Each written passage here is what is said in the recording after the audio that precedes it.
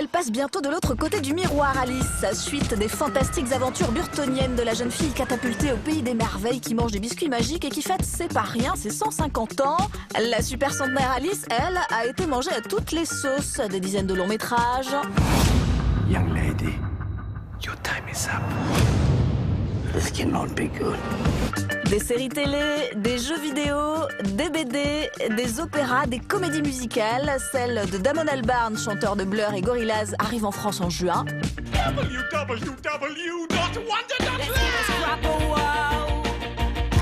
Des films érotiques, oui, même Zaya a fait son Alice, c'est pour dire. Alice, assise auprès de sa sœur sur le gazon, commençait à s'ennuyer. La plasticienne japonaise Yayoi Kusama vient de revisiter l'ouvrage.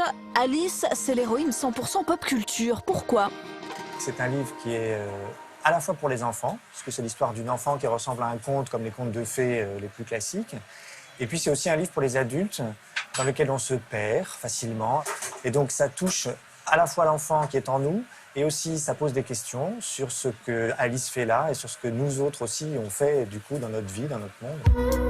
Alice au pays des merveilles est publié en 1865 en Angleterre, en pleine époque victorienne. Son auteur Lewis Carroll est prof de maths à Oxford. Le conte farfelu qu'il va créer et illustrer est au départ destiné à une Alice qui a existé, à laquelle il est très attaché. La première chose qu'a faite Lewis Carroll, c'est raconter oralement une histoire à une petite fille avec qui il était en promenade en bateau. Une petite fille qui s'appelait Alice Liddell, qui était la fille du doyen de l'université d'Oxford où il travaillait, où il enseignait. Il a ensuite retravaillé tout ça par écrit, ça a pris plusieurs formes et ça a fini par devenir un récit construit et complet qu'il a augmenté par rapport à ce qu'il avait fait d'abord. Ça s'est construit comme ça par une forme d'association et d'accumulation d'idées qui, dit Lewis Carroll lui-même, lui sont venues comme ça sans qu'il sache exactement pourquoi. Alice Liddell, la petite fille qui a inspiré l'ouvrage, la voici, prise en photo par Lewis Carroll lui-même. On décèle à la fois dans le livre, dans le récit qu'il fait, et aussi dans les photos nombreuses qu'il a prises d'elle, où elle est dans des déguisements particuliers, déguisée en personnages exotiques ou des choses comme ça. On distingue un attrait, il y a une ambiguïté, quelque chose d'un petit peu érotique de ce côté-là.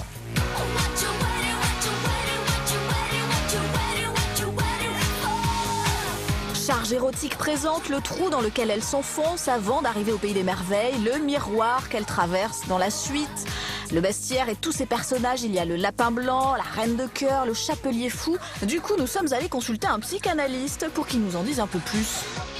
Le pays des merveilles, c'est absolument l'inconscient. Et tout le monde sait lire ça à sa façon, subjectivement. Il n'y a pas de clé qui serait la véritable clé, le secret d'Alice au pays des merveilles. Chacun y puise, avec son propre imaginaire inconscient, de la satisfaction de se reconnaître. Il n'y a pas de sexe, mais il y a de l'amour, il y a de l'éros. Il n'y a pas de sexe masculin, féminin, mais il y a une dimension érotique, évidemment. C'est la libido à l'état pur. 1969, même Salvador Dali illustre une édition et c'est cette idée de nonsense, d'absurde léguée par Carroll qui nous fascine encore aujourd'hui. L'idée du nonsense dans les aventures d'Alice, c'est surtout une question de fausse logique, en fait. C'est-à-dire que souvent, il arrive à Alice de se retrouver dans des situations qui sont parfaitement absurdes et aberrantes, mais dans lesquelles elle-même ou un autre personnage essaye de faire entrer un raisonnement logique.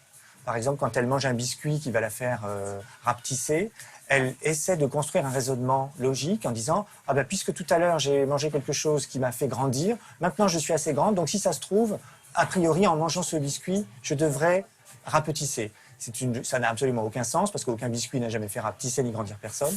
Mais c'est la construction de tout un monde faussement logique qui donne cette espèce de monde très surprenant, et qui est absurde et à la fois drôle. Alice, mémé, vieillotte, pas du tout toujours aussi intemporelle. Une question nous taraude. Lewis Carroll avait-il abusé de quelconque substance pour imaginer tout cet univers au XIXe siècle? C'est sans doute trop tôt à ce moment-là, parce que les hallucinogènes, certes, ça pouvait exister, mais enfin, a priori, c'est simplement son imagination qui était extrêmement fertile. Et il n'avait pas besoin de prendre de produits hallucinogènes pour voir des mondes hallucinants et des créatures hallucinantes.